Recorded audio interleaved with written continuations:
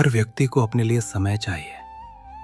शांत एकांत तनाव कम करता है और संतुलन लौटाता है। लेकिन अकेलापन एक बिल्कुल अलग रूप ले लेता है जब वो अचानक आपके जीवन में घुस आता है या जब वो आप पर थोप दिया जाता है।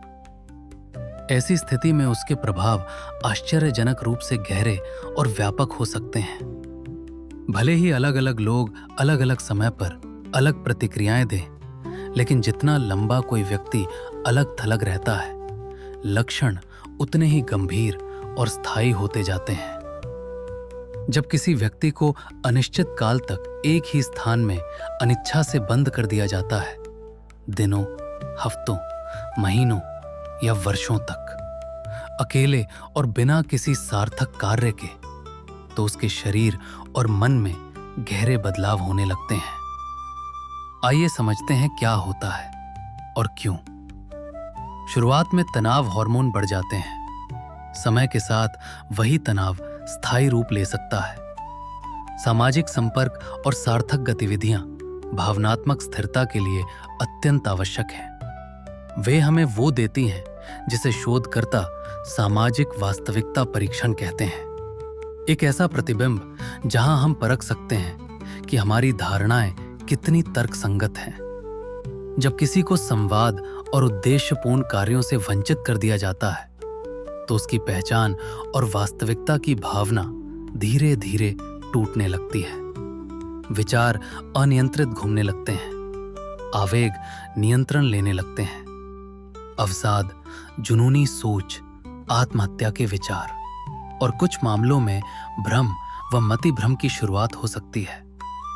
लंबे समय तक उत्तेजना रहने पर मस्तिष्क का लिम्बिक सिस्टम, जो भय और तनाव को नियंत्रित करता है, अत्यधिक सक्रिय हो जाता है।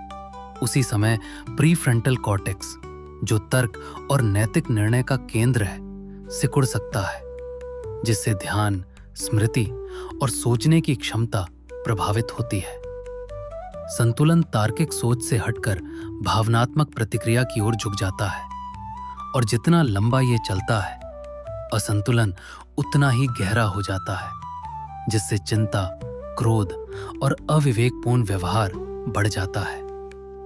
अलगाव शारीरिक स्वास्थ्य को भी प्रभावित करता है।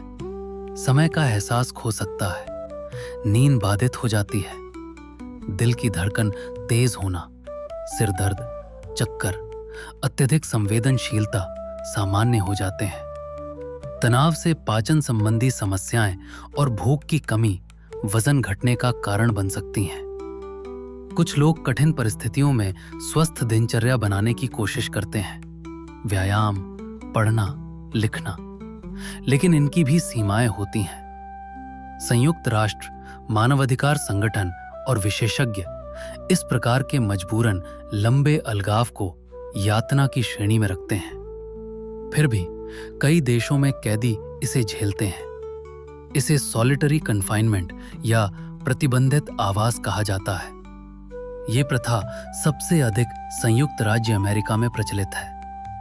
2019 में 1,20,000 से अधिक अमेरिकी कैदी दिन में 22 से 24 घंटे लगभग 6 बाई 9 फीट की अधिकतर बिना खिड़की वाली कोठरियों में रहे।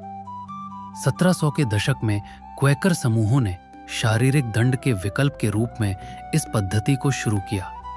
उन्हें विश्वास था कि ये आत्मचिंतन और पश्चाताप लाएगा, लेकिन जल्द ही इसकी आलोचना होने लगी। चार्ल्स डिकेंस ने इसे शारीरिक यातना से भी बदतर कहा। 1980 के दशक में कठोर अपराध कानूनों के साथ जेलों की आबादी बढ़ी, भीड़-भाड़, विरोध और हिंसा बढ़ी। नियंत्रण बनाए रखने के लिए सॉलिटरी कन्फाइनमेंट का अधिक उपयोग होने लगा। कई लोगों को छोटी अहिंसक गलतियों के लिए भी इसमें डाल दिया गया।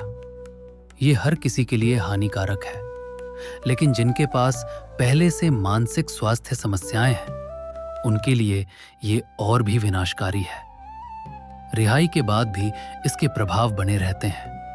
ऐसे लोग पीटीएसडी के लक्षण 3 गुना अधिक दिखाते हैं। व्यक्तित्व में बदलाव, बढ़ी हुई चिंता और दूसरों से जुड़ने में कठिनाई आम है।